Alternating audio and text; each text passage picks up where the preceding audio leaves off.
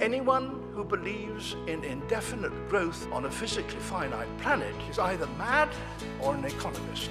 We don't want to focus politics on a notion that involves the rejection of principles around which a large majority of our fellow citizens organize their lives. We are not as endlessly manipulable and as predictable as you would think. I've been following the food chain, and this has been my work for a dozen years.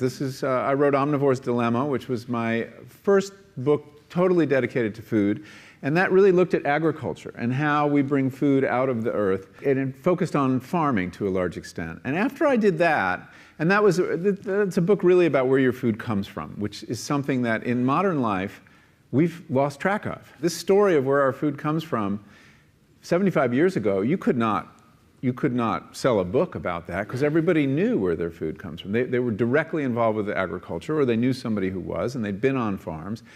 And so I've been very fortunate in that there's now this job description where you tell people what once everybody knew and get paid to do it. And then I leapt ahead because readers were asking me a lot of questions about health. So I started looking at the other end, the far other end of the food chain, which is to say what happens to our bodies when we ingest this stuff.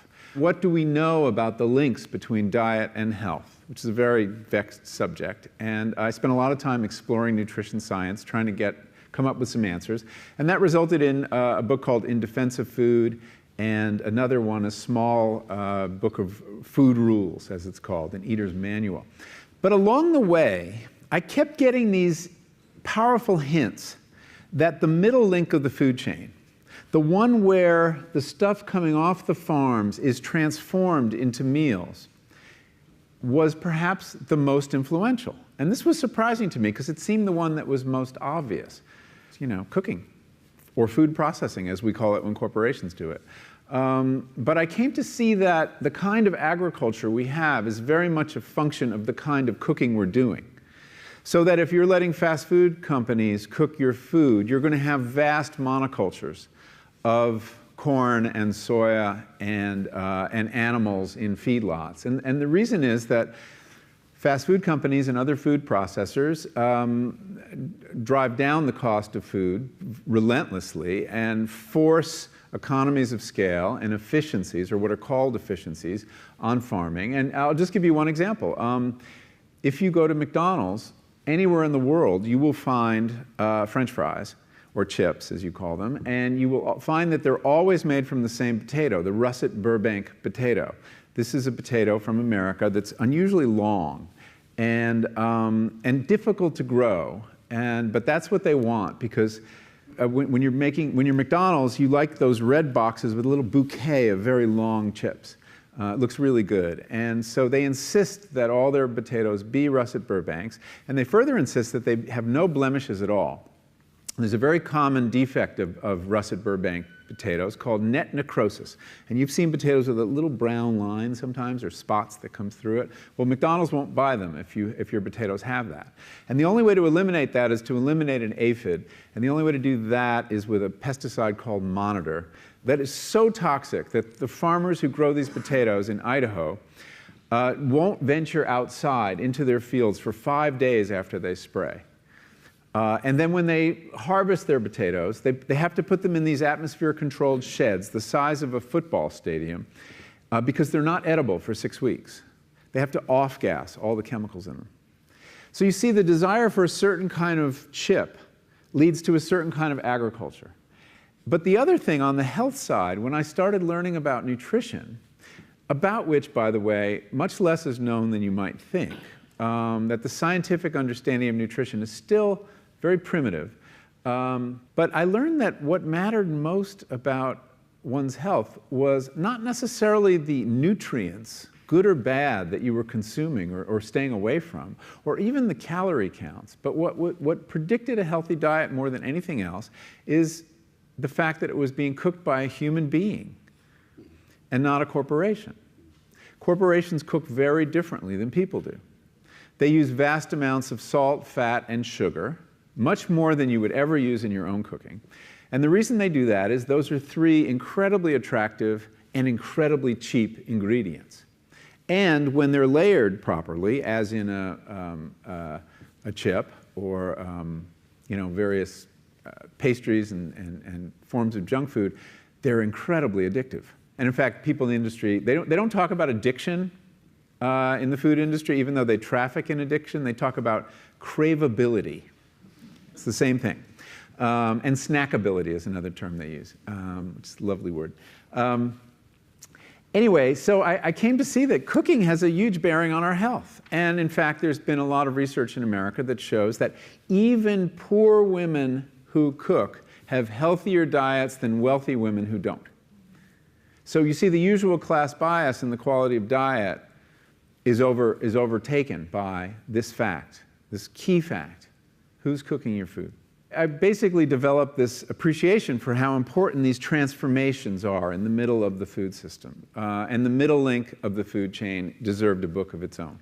And that's what got me started on this book. That and the fact that home cooking is in free fall. It's been declining since the mid-'60s as processed food has become more prominent and as fast food has really taken over our diets. And in America, I don't have the numbers for Great Britain, although I'm told they're quite similar.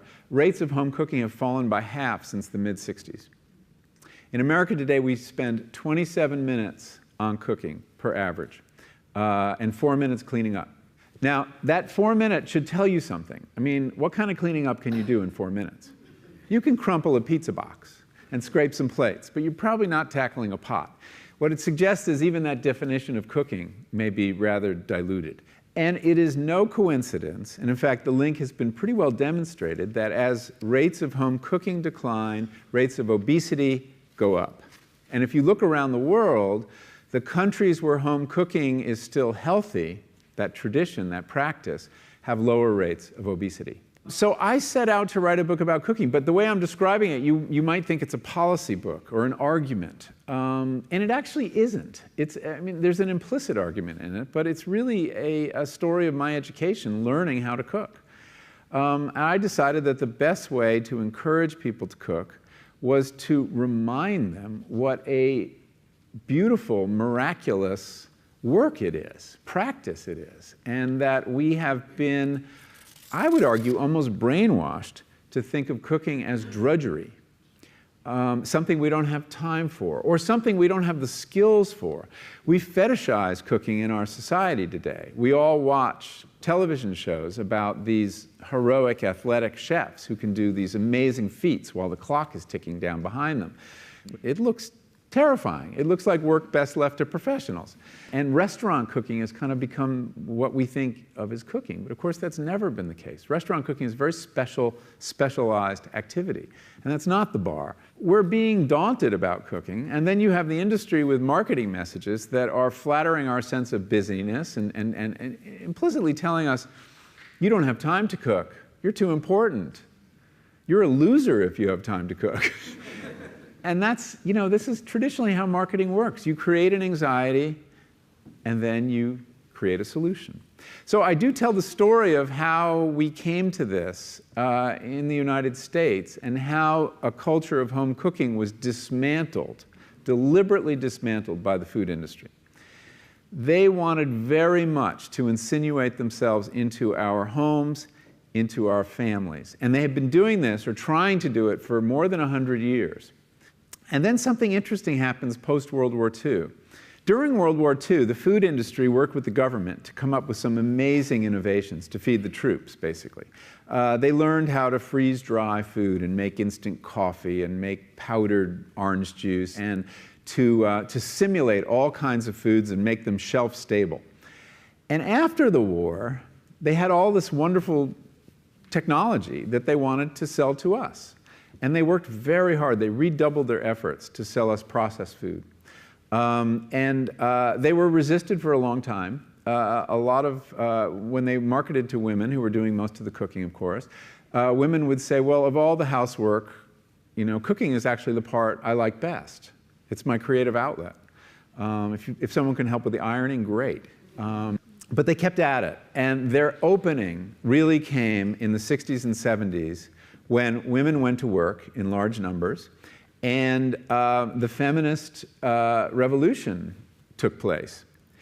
And what happened was very interesting there. And this could be easily misinterpreted, and it has been by some people, as blaming feminism for the collapse of home cooking. That's actually not what happened at all. What happened is that when feminism arrived on the scene and women were working, there was a very awkward conversation that unfolded on kitchen tables all over the West, which was, we need to renegotiate the division of labor in the home. And the food industry saw this wonderful opportunity. And they said, in effect, through their advertising, stop arguing. We've got you covered. We'll do it for you. We'll do the cooking.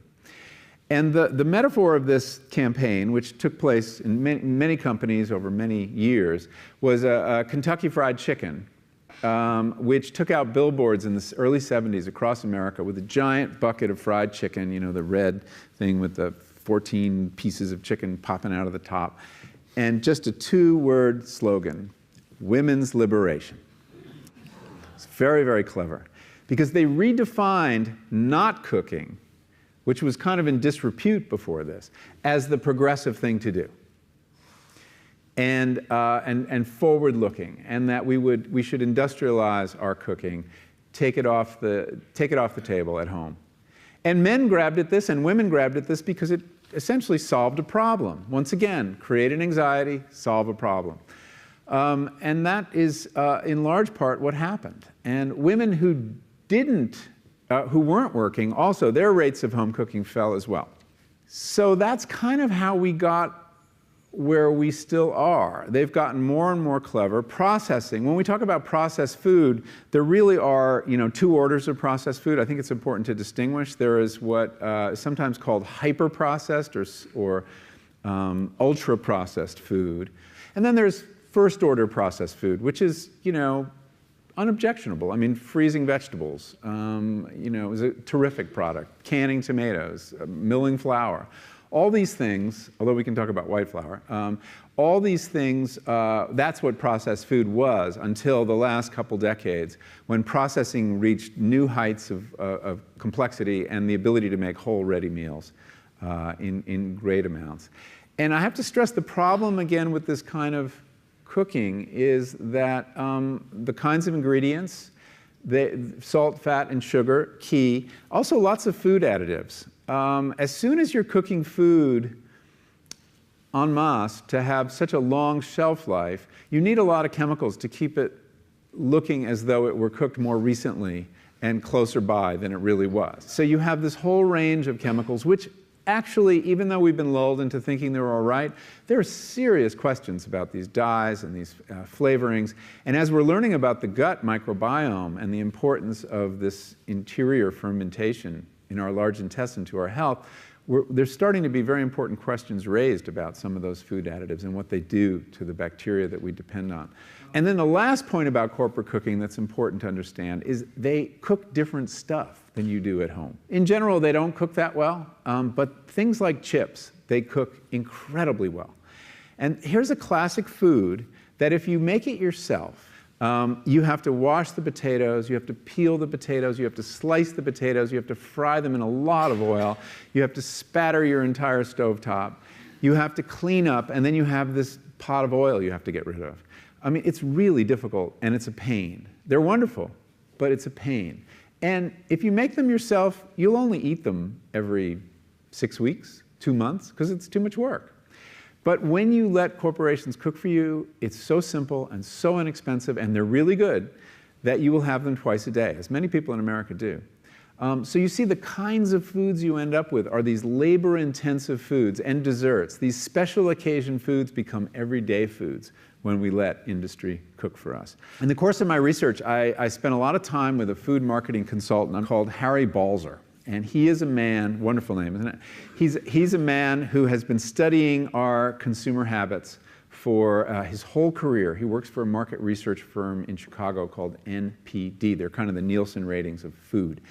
And he's, in effect, been, in his own way, working to dismantle the culture of home cooking, about which he sees no future at all. He thinks that cooking in another generation will be regarded as quaintly as quilt making is in ours.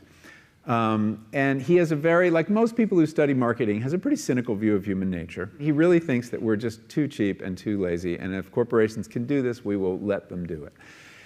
But he fully understands the cost of going down this path. And we talked a lot about, well, what about the obesity epidemic? And what about type 2 diabetes? And this is a man, I'm talking to a voice who's in the belly of the big food beast. And he said, you want to know the diet for America, the one diet that would work? And I'm like, yeah, I take out my pad and I start making notes. He says, eat anything you want, just cook it yourself. And there's a real wisdom in that. There really is. It can solve a multitude of problems. It causes some problems too. And we can talk about time and all the impediments to cooking, but it solves the big problem. What would be your view generally on government intervention? I know in sort of food standards and things like that, I know, say, for example, Mayor Bloomberg's effort in the US to ban large drinks. Do you think there's a happy medium there where something can be worked out, or do you think the food industry is always going to get round it? The role of the state, you mean? The role of the state, yes, yeah. Well, it's funny, I've been asked that in the last day, because there's also this new proposal in Manchester, I guess, to force chip shops to close during school hours if they're near schools. And my reaction to all of these proposals is this. We have a public health crisis around food. It threatens to bankrupt us as a society. Rates of obesity, rates of type 2 diabetes, heart disease. In America, 75% of healthcare spending is on preventable chronic diseases, most of which are linked to diet. Okay? This is a big problem. The reason Mayor Bloomberg got so engaged on the question of soda was that when he took office, he looked at the books and he saw that the biggest budgetary crisis was in the public hospital system in New York. And he said, well, how can we get control of these costs? And someone said, well, for every new case of type 2 diabetes that's diagnosed in New York, it costs your government $425,000 over the life of that child. So if you can reduce type 2 diabetes, you can solve this problem. And he says, how do you do that? He said, well, the simplest way is reduce soda consumption. And he went about it, trying to tax soda, trying to regulate the portion size, and he got lambasted for it. But changing the portion size of soda, and the idea was you couldn't sell it in 32-ounce containers anymore. I know, 32-ounce containers. It had to be 16 ounces. But you could get a second or a third, all you wanted. But you just would have that, you'd pause for a second and think, am I really thirsty? Do I really want more?